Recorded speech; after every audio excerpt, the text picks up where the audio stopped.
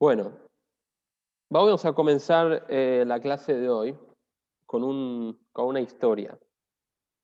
La historia es así. En una pequeña ciudad, en la mitad del camino, vivía ahí un yehudí que no era un hombre muy adinerado, un hombre muy rico, pero tenía lo necesario como para poder recibir invitados. Todo el mundo sabía que en esa casa podías recibir una cama cálida, podías recibir una comida y todo eso gratis. Por eso que todos los forasteros, los viajeros, siempre paraban ahí en esa casa y se alojaban por lo menos una noche y siempre eran bienvenidos. Así empezó a correrse la noticia y llegó a los oídos de su maestro, del maestro de este Yehudí. Y cuando escuchó que con lo poco y con lo mínimo que tenía, se las arreglaba para poder recibir a todas las personas y atenderlos bien, entonces decidió visitarlo personalmente para ver cómo lo hacía con sus propios ojos y bendecirlo con riqueza, para que pueda seguir cumpliendo esta mitzvah tan importante de recibir invitados, pero hacerlo de una forma amplia, de una forma cómoda.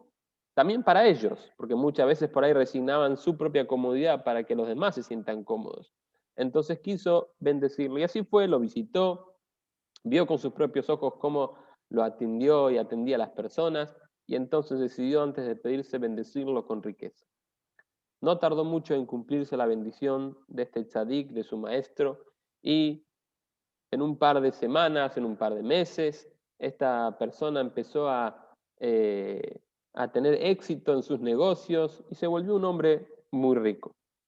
Al principio todo iba normal, todo iba como siempre, pero cuanto más crecía su riqueza, más aumentaba su patrimonio, más ocupado estaba, como es algo lógico, ¿no? El Pirkei Avot dice, el que, cuanto más bienes tiene uno, mayores son sus preocupaciones, crecen también sus preocupaciones.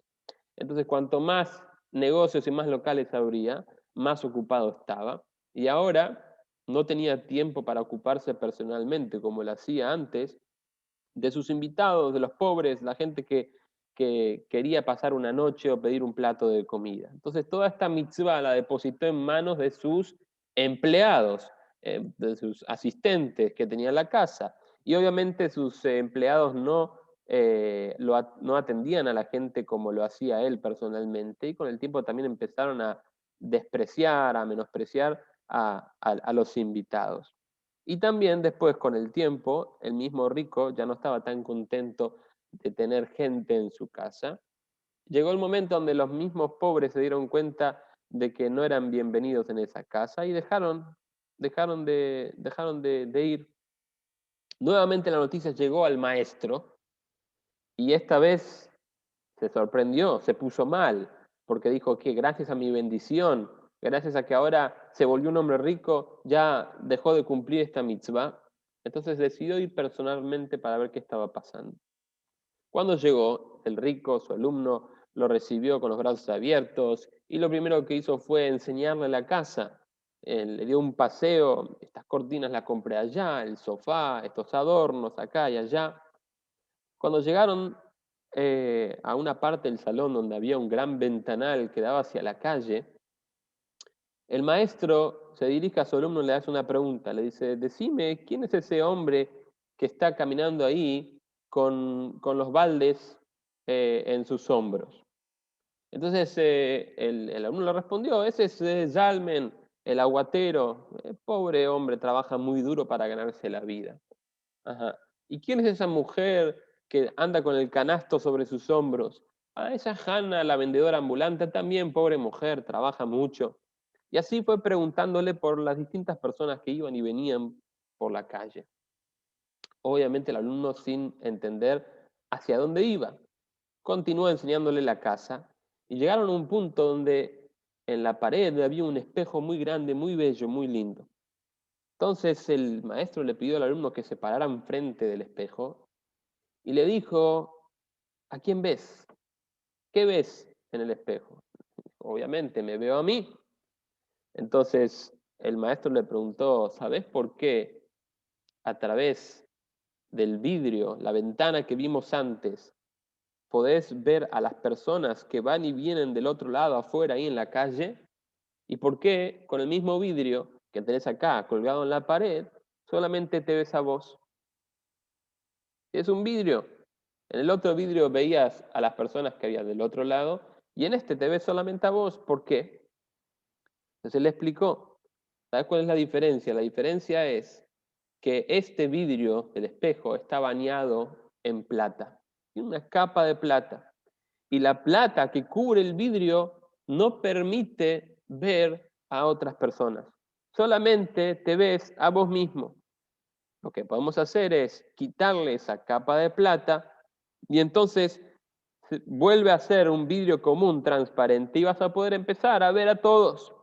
Pero creo yo, termina diciendo el maestro, creo yo, que no querés que saquemos la plata, que quitemos la plata. Entonces trata de ver a todas las personas, aún cuando estás cubierto de plata.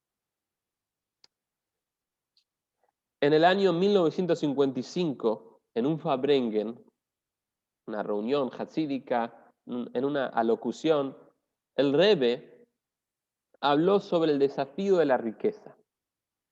Y mencionó que el desafío de la riqueza es una prueba muy, pero muy grande, que se necesita un esfuerzo muy, pero muy, muy grande para poder mantenerse, para poder superar esa prueba. Y el Rebbe explicó que cuando uno tiene demasiada abundancia en asuntos materiales, en cosas materiales, cuando hay exceso de materialismo, eso puede molestar en lo espiritual, eso puede hacer que la persona tenga una merma en su servicio divino en la parte espiritual. Y el Rebbe dice, como lo vimos y como vemos en muchas personas adineradas, que en el momento que ganaron su fortuna, hola Alberto, ¿qué tal? El momento que ganaron su fortuna, a partir de ese momento perdieron la cabeza, digamos, y ya no son los mismos que antes, no tienen ya los mismos valores o los mismos principios que tenían antes.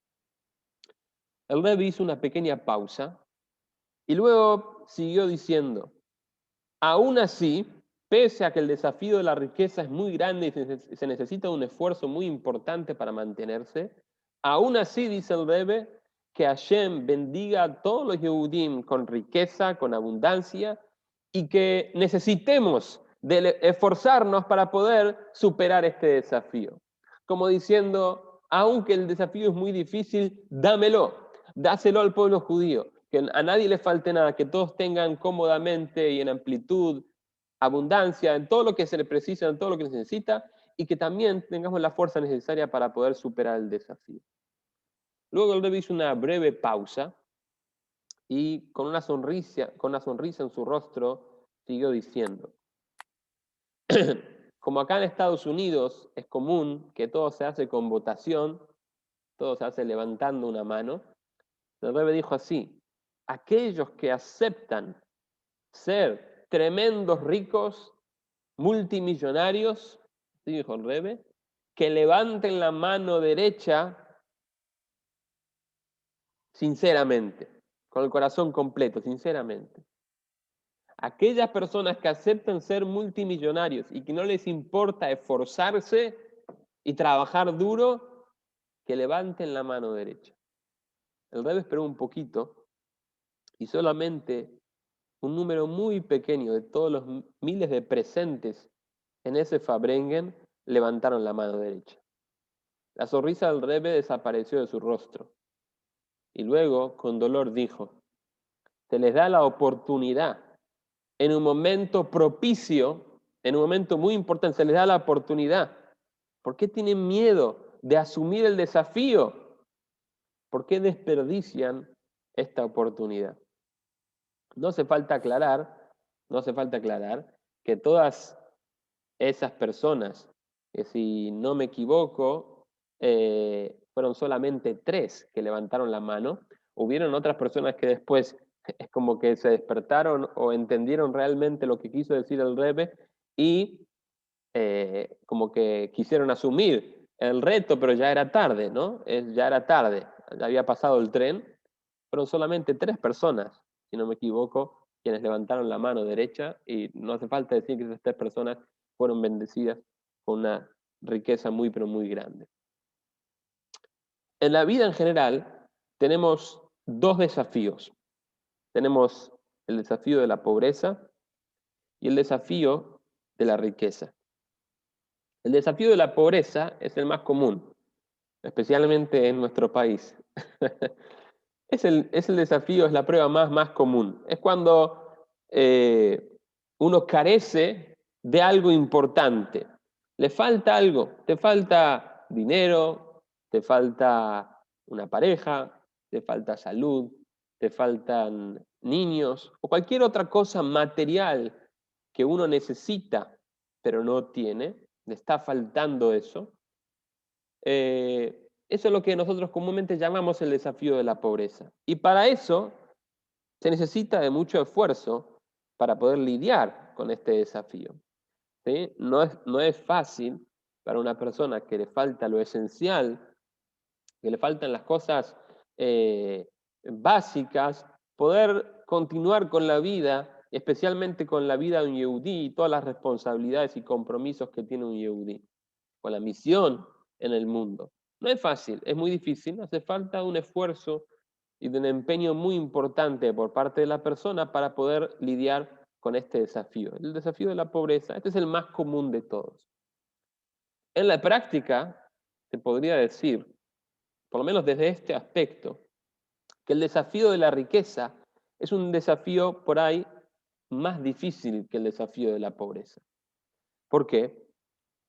Vuelvo a repetir, desde este aspecto, ¿sí? Porque el rico siempre tiene la sensación como que le corresponde, que todo lo merece, ¿sí? Y cuando tiene algo, le parece como algo muy obvio, lo da por sentado, lo da como algo común, como algo natural.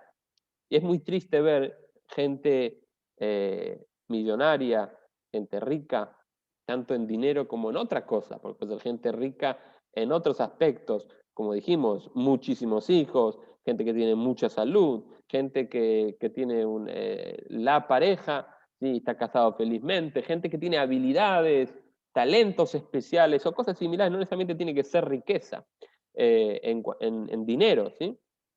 Pero vemos como mucha gente que tiene ese tipo de riqueza y que anda dando vueltas ¿cómo se dice?, con la nariz en alto y se olvidan que en realidad esa riqueza es un obsequio del Shamaim, es un obsequio, es un regalo de Hashem, y que Hashem bendijo a la persona con todas esas cosas buenas para poder utilizarlo correctamente, para ayudar al prójimo, para hacer buenas acciones, para cumplir su misión en este mundo. Que Hashem elige a sus banqueros, Hashem deposita la confianza en estas personas para que puedan gestionar, para que puedan administrar correctamente todas las bendiciones que le da. Pero vemos, infelizmente, mucha gente que tiene esa riqueza en cualquiera de estos aspectos y que lamentablemente no los utiliza correctamente. O cree que realmente él lo merece y que todo le corresponde. Y eso es la verdad que es muy difícil. Es muy difícil porque uno siempre piensa que uno se lo gana por sus propios medios, por sus propias virtudes, aptitudes, cualidades. Y en realidad tenemos que entender que todo viene del Shamaim, que todo viene de Hashem, que todo viene del cielo y solamente nosotros tenemos que hacer el medio, solamente tenemos que hacer el medio para eso, pero en realidad es toda la bendición de Hashem. Entonces, la verdad que eso es un desafío por ahí que no es tan común en la mayoría de la gente, pero se podría decir que es más difícil. Ahora, ¿qué tiene que ver todo esto con la parashá de esta semana, parashá Teiked? Moshe Rabbeinu continúa con su discurso de despedida tan extenso, dirigiéndose al pueblo judío. Moshe resume todas las aventuras, episodios que fue pasando con el pueblo judío a lo largo de los 40 años por el desierto, desde que salieron de Mitzrayim, pasando por la entrega de la Torá hasta llegar a la tierra de Israel. Y dice algo que realmente sorprende. Sorprende cuando leemos, la verdad que sorprende mucho. Y no lo dice solamente una vez, sino que lo repite 2 o hasta 3 veces. ¿Qué dice Moshe Rabbeinu? Moshe Rabbeinu dice así.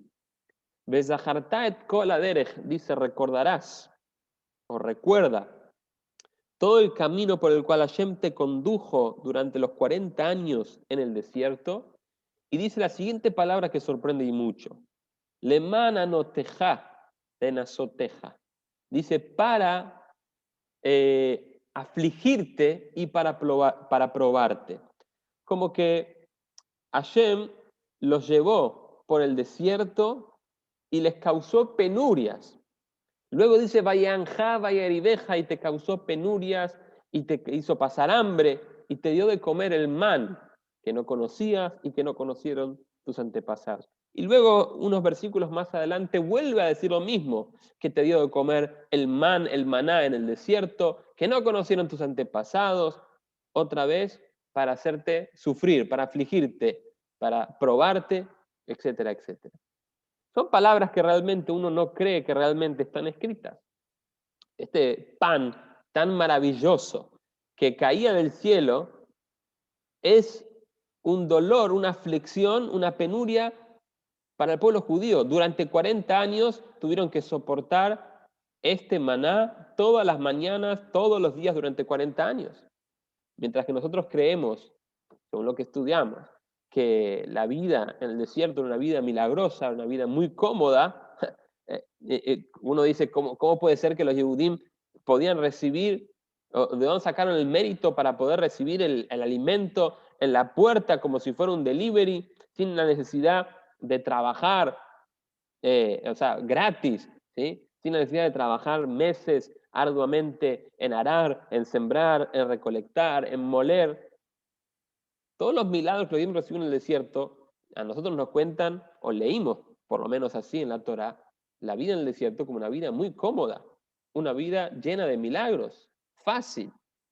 Y aún así, Moshe Rabbeinu, cuando tiene que describir el alimento celestial que Hashem les dio al pueblo judío, utiliza palabras muy impactantes. Vayeanja, la palabra es inui, que significa sufrimiento, significa penuria.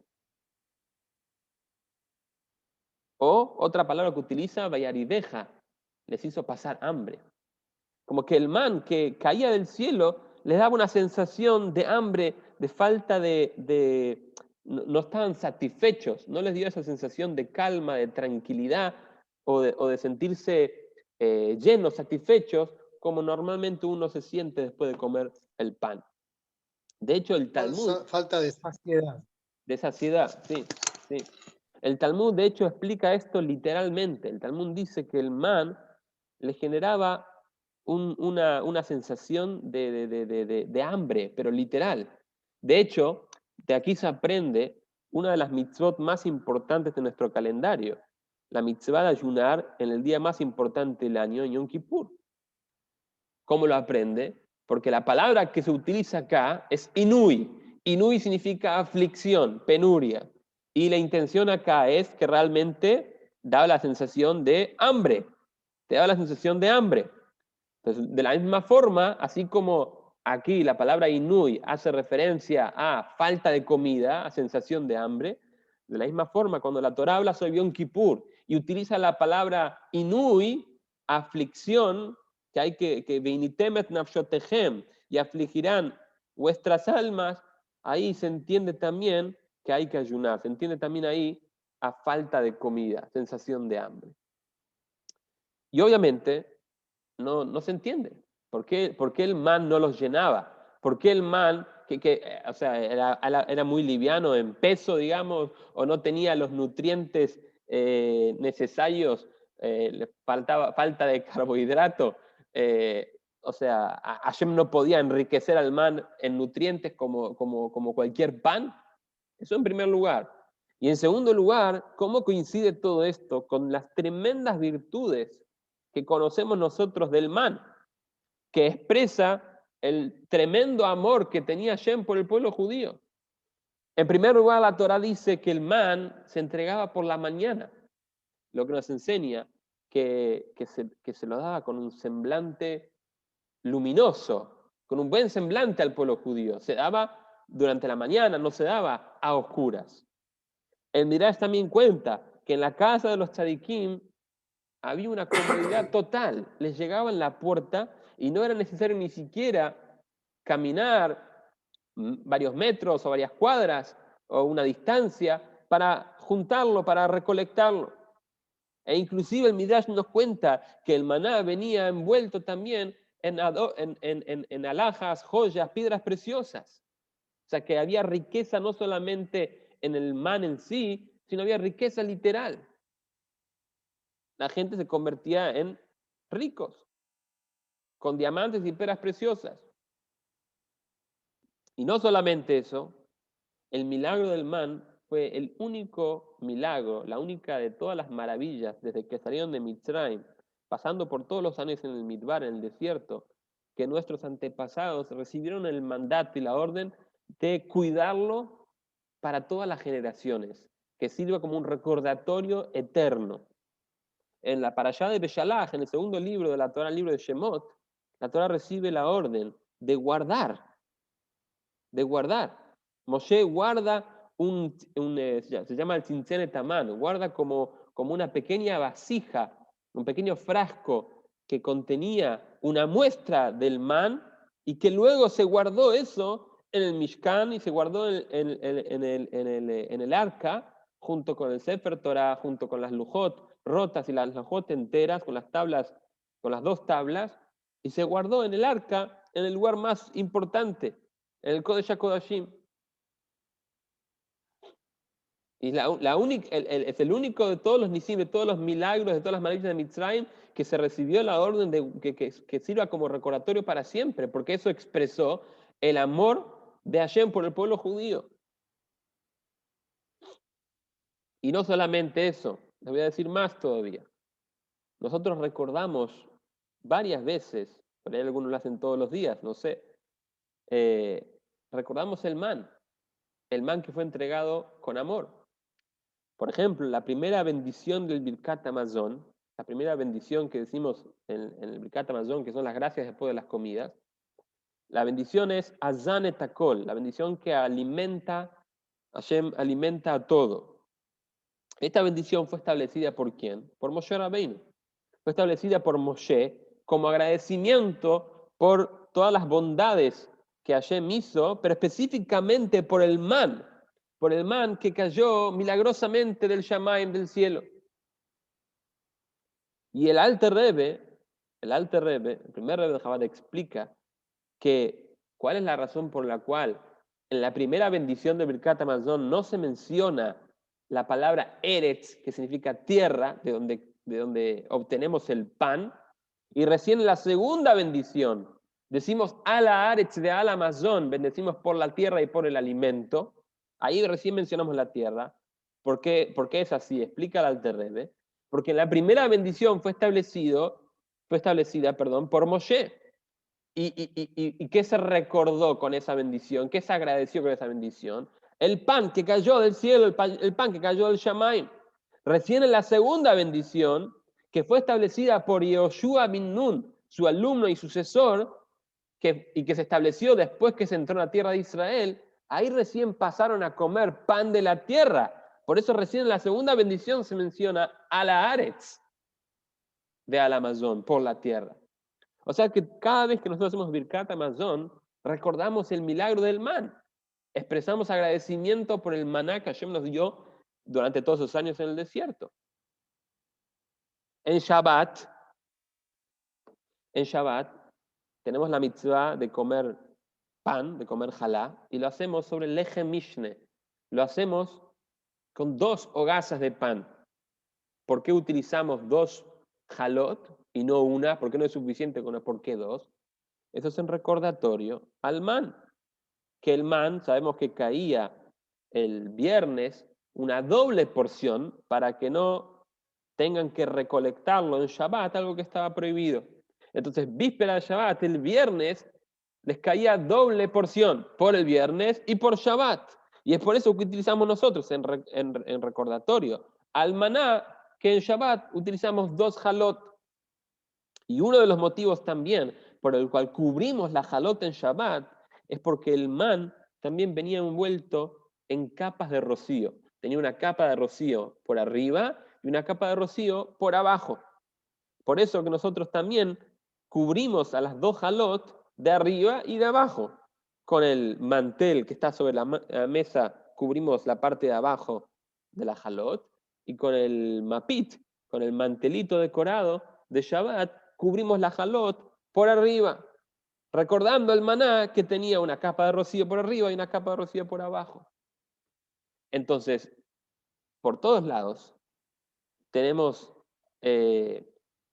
tenemos mensajes, tenemos recordatorios de todas las virtudes del man.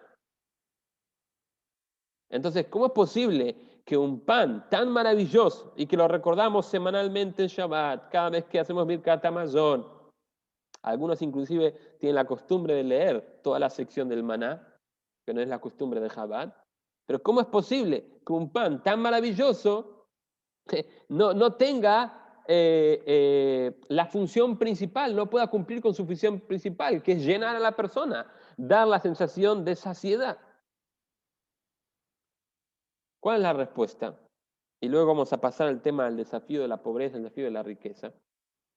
¿Cuál es la respuesta? La respuesta es, lógicamente, el man, no es que el man no tenía los nutrientes necesarios como cualquier pan.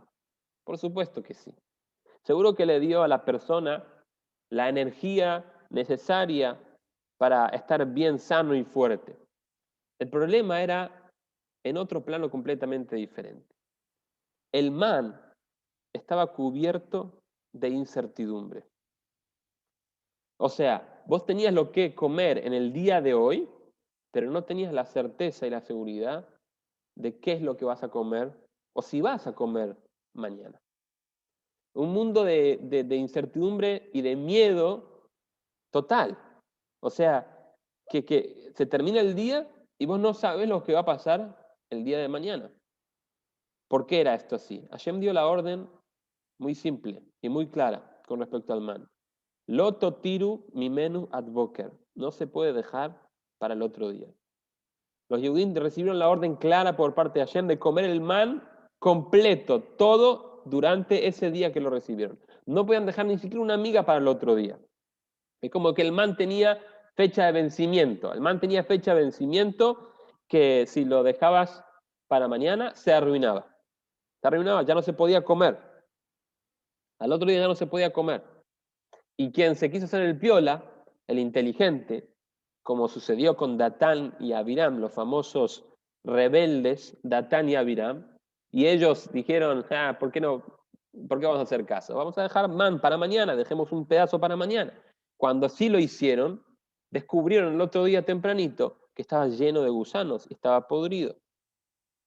La orden de Hashem fue clara, no se puede guardar para mañana, se tenía que terminar todo ese día. Entonces, así es como se generaba una situación, una escena muy, pero muy extraña. Se iban a dormir con la heladera vacía, con las alacenas vacías. Hoy tenían lo que comer, tenían lo necesario para estar bien, sanos y fuertes. Pero ¿qué pasa mañana? ¿Podían ahorrar? Tampoco podían ahorrar. Recién habían salido de Mitzrayim, recién habían comenzado con sus vidas, que iban a ahorrar. Y aunque pudieran ahorrar, ¿de qué les servía? Eran no sé cuántos de millones de personas, miles de personas, millones de personas, en la mitad del desierto, un desierto árido, seco, ¿sí? Donde no hay cereales, no hay ningún otro alimento, no hay lugar donde guardar ese tipo de cosas. Entonces, por más que puedas ahorrar y juntar o apilar o guardar, ¿a dónde? ¿A dónde? Se te va a pudrir, se te va a arruinar.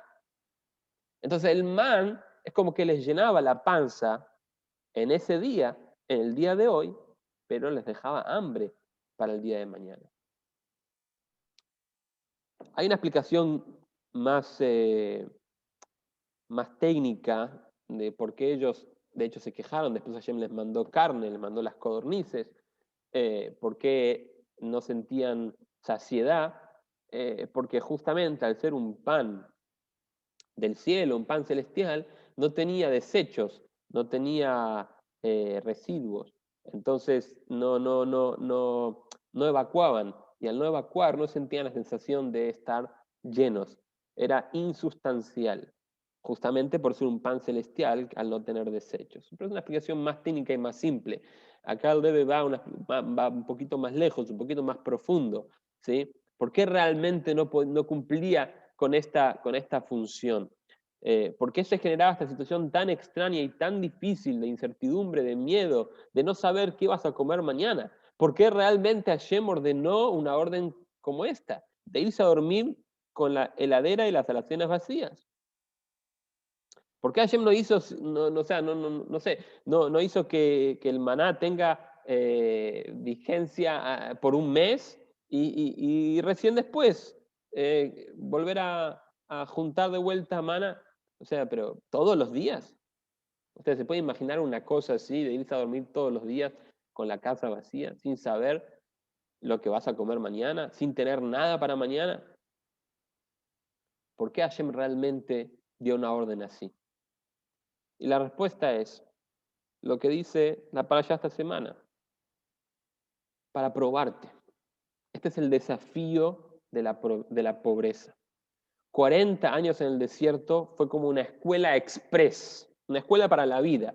Fue un curso express para cómo construir las relaciones, cómo construir las bases de la relación del pueblo judío y Hashem. Y una de las bases más importantes en la relación del pueblo judío con Hashem es la emuná, la confianza, el bitajón, la confianza en Hashem, que Él es el que nos da el pan todos los días. Es como que Hashem nos quitó la seguridad en nosotros mismos, o la confianza total y absoluta en nosotros, en nuestras habilidades, en nuestras aptitudes, para basar nuestra confianza en Él.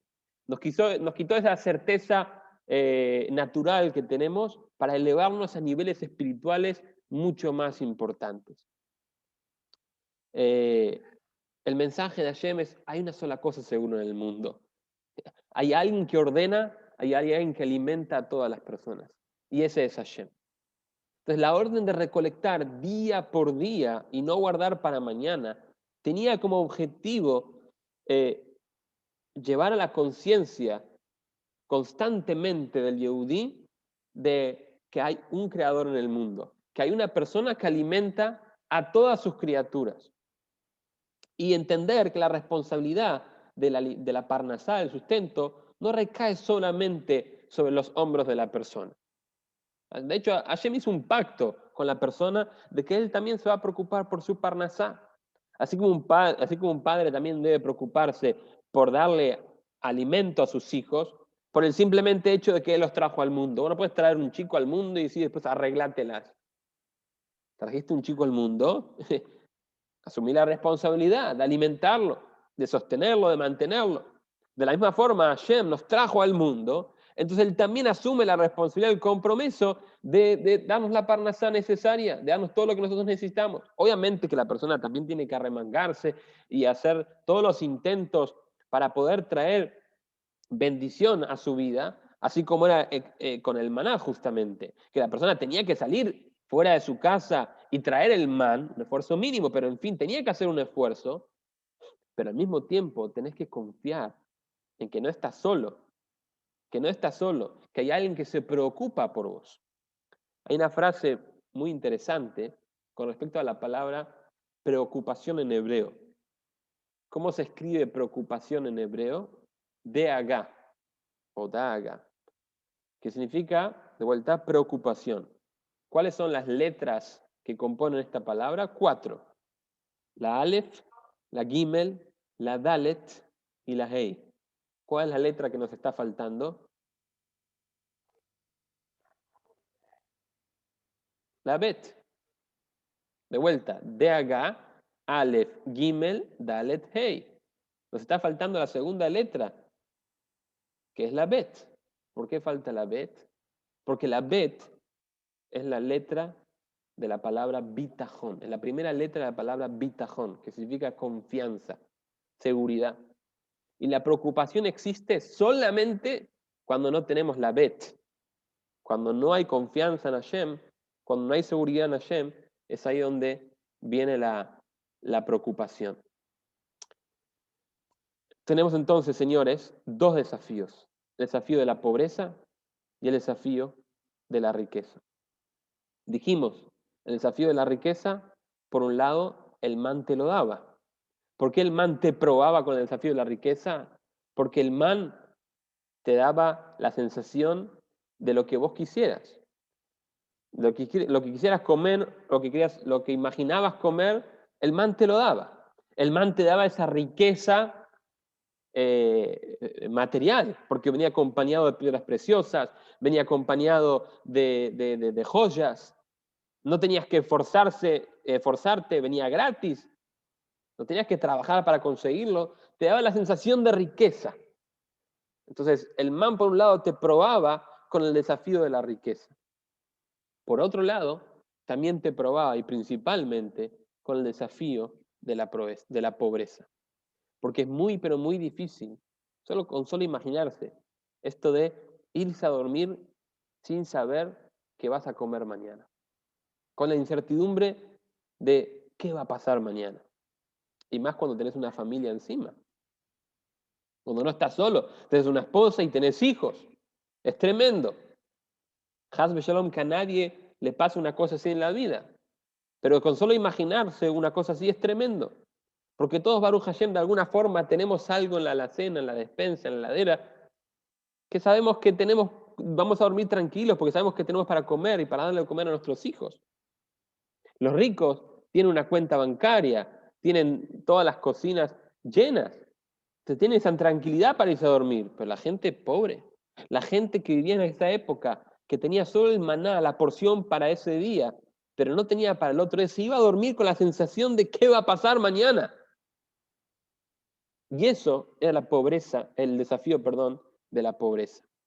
Entonces, esto es lo que le dice Moshe Rabbeinu al pueblo judío antes de ingresar a tierra de Israel. Recuerden el maná